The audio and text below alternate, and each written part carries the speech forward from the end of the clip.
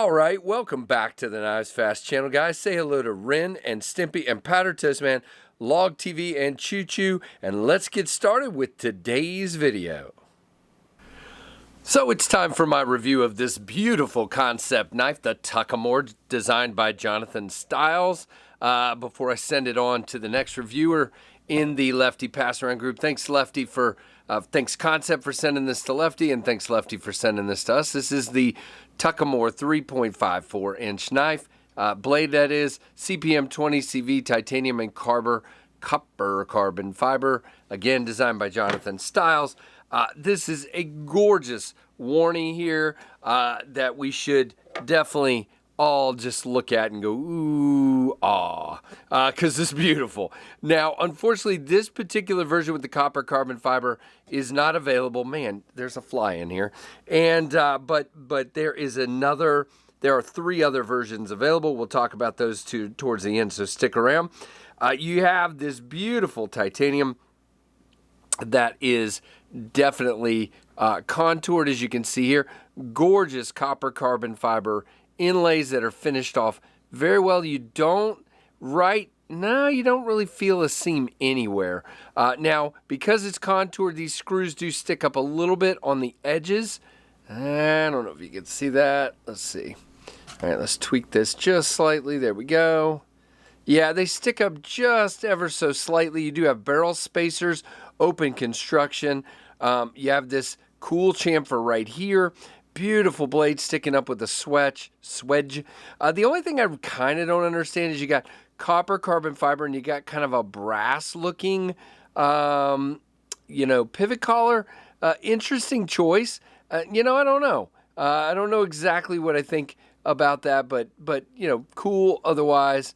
Very nice. Now, you do have a screw. You obviously have your inlay being held on by the pivot. And then again down here. Very cool. Just a beautiful, just a gorgeous, gorgeous looking knife. Now, you do have a single screw not moving, so I believe it is sitting down in the scale. Titanium clip, it is pretty long. I've had a lot of people comment on that. Now, the big thing, and I want to do this again, the big thing I was kind of worried about, and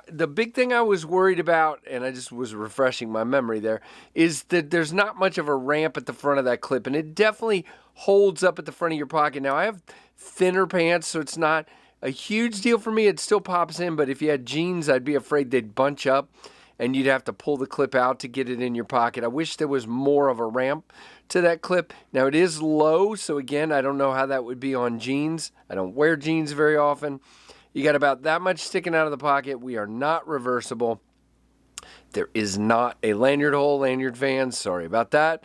But just a gorgeous looking design. Now, the first thing I noticed was I tried to flick it in the review, and that detent breaks fairly easy. Now, it does not shake out, okay?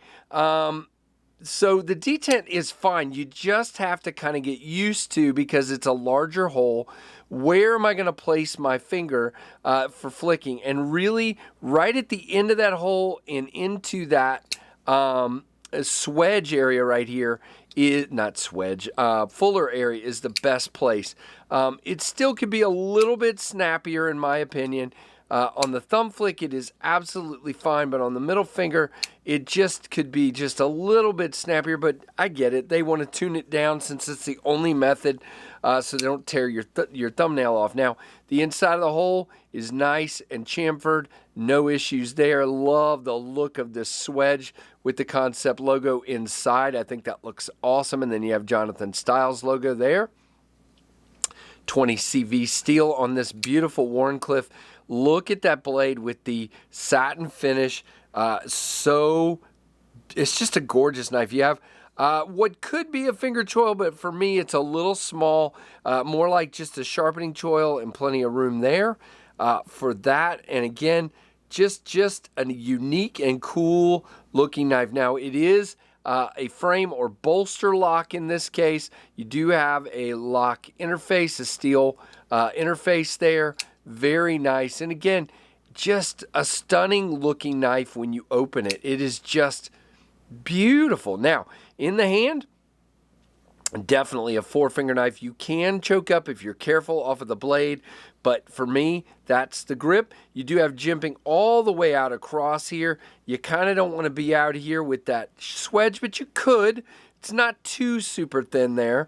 Definitely left it enough where you can nestle your thumb in that kind of harpoon area there, but this is the comfortable grip for me, at least.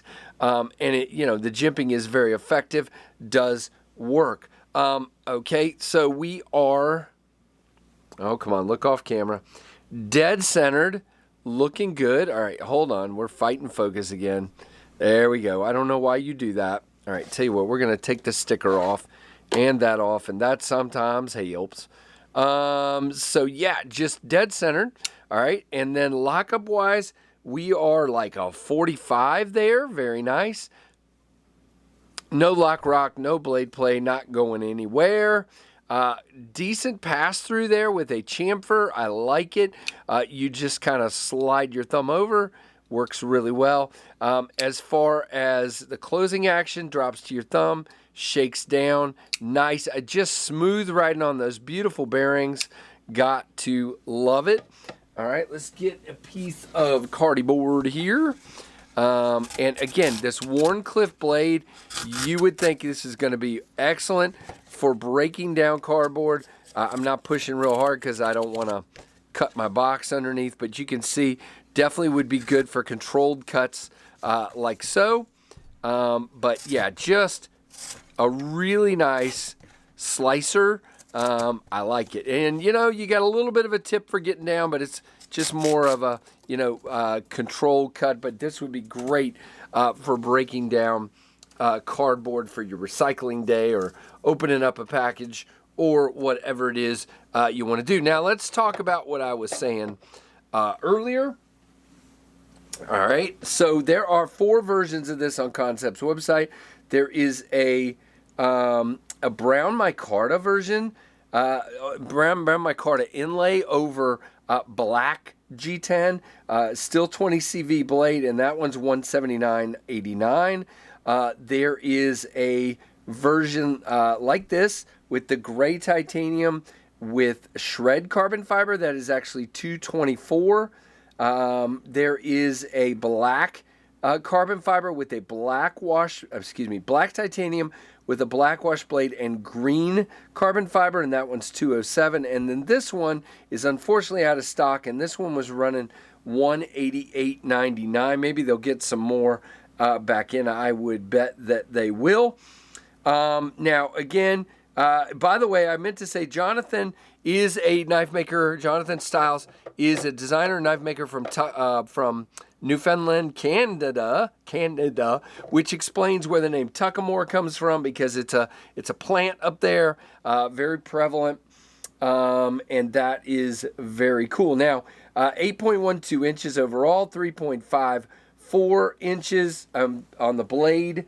The blade thickness is 0.118, so very nice and thin, 3 millimeters. Wharncliffe 20 CV, flat grind, satin finish, and 3.63 ounces is the weight. Very, very nice. Now, you know what?